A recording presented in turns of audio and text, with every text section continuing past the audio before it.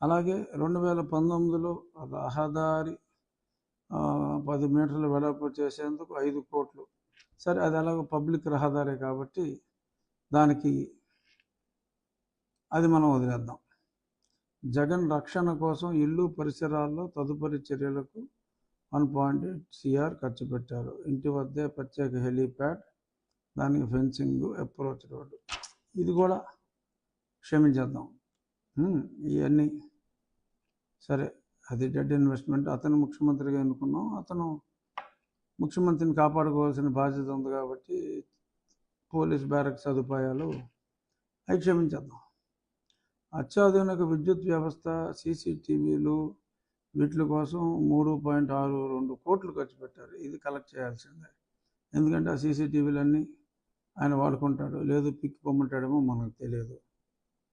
అత్యాధునిక AC ఏర్పాటుకు 1.5 కోట్లు ఖర్చు పెట్టారు. ఇది ఖచ్చితంగా కలెక్ట్ చేయాలి.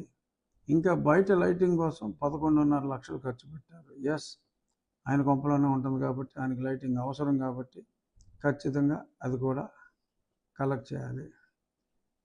ప్రజా దర్బార్ పేరిట ఏర్పాటు చేసిన దానికోసం 32 లక్షలు. ఎస్, అది కూడా అది అక్కడే ఉంటుంది కాబట్టి ఇవ్వాలి. క్యాంప్ ఆఫీసులో PVC రూఫు, మొబైల్ టాయిలెట్స్ అవన్నీ ఆయన ఉంచుకుంటాడు కాబట్టి ఆ 22.5 లక్షలు ఇచ్చేయాలమ్మా జగన్. ఇంటి చుట్టూ రహదారికి 7.8 కోట్లు. తప్పదులే, అది పబ్లిక్ ప్రాపర్టీ. ఓకే. క్యాంప్ ఆఫీసులో అత్యాధునిక వీడియో కాన్ఫరెన్సు, టెలికాన్ఫరెన్స్ సిస్టమ్స్ కోసం 3.45 crores. అలాగే 85 అంగుళాల OLED టీవీల కొనుగోలు కోసం 1.5 కోట్లు. సో మరి ఇది దగ్గర దగ్గర 5 కోట్లు. ఇదంతా కూడా అక్కడే ఉంటాయి, అవన్నీ మనం పీకలేం. సో కాబట్టి ఆ బిల్స్ ప్రకారం ఇచ్చేయాలమ్మా జగన్.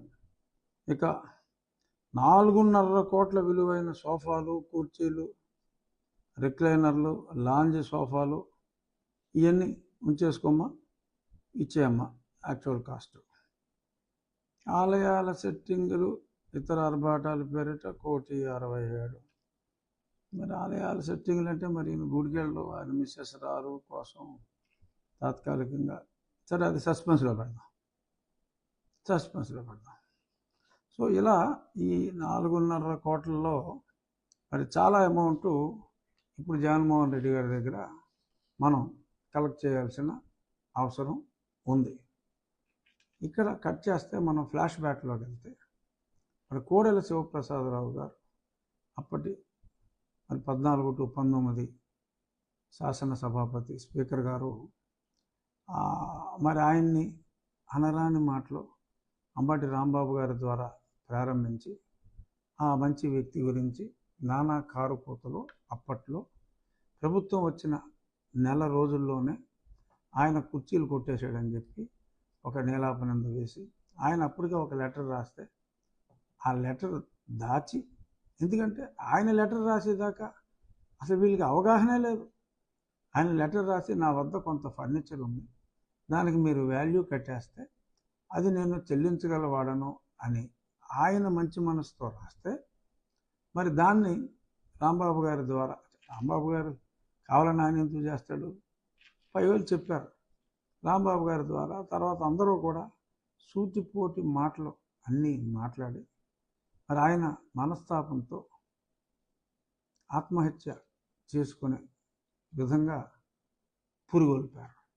ఆ సమయంలో నేను ఇప్పటికీ అది రికార్డులో ఉంటుంది.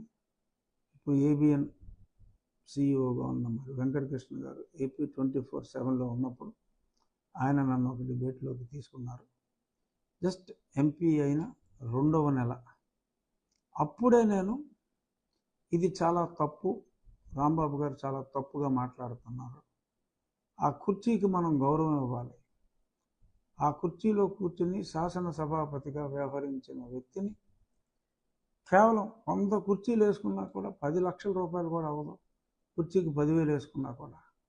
మరి దానికి ఇంత యాగీ చేస్తూ మరి మాట్లాడటం అవసరమా? ఆత్మపరిశీలన చేసుకోవాలి. మనం ఏదైనా కామెంట్ చేసామంటే అది కన్స్ట్రక్టివ్గా ఉంటే ప్రజలు నమ్ముతారు, ఆదరిస్తారు. లేఖి కామెంట్లు, చెత్త కామెంట్లు చేయటం అది సరైనది కాదు అని నేను అప్పుడు ఎన్టీవీలో అండ్ ఏపీ 24/7లో చెప్పా.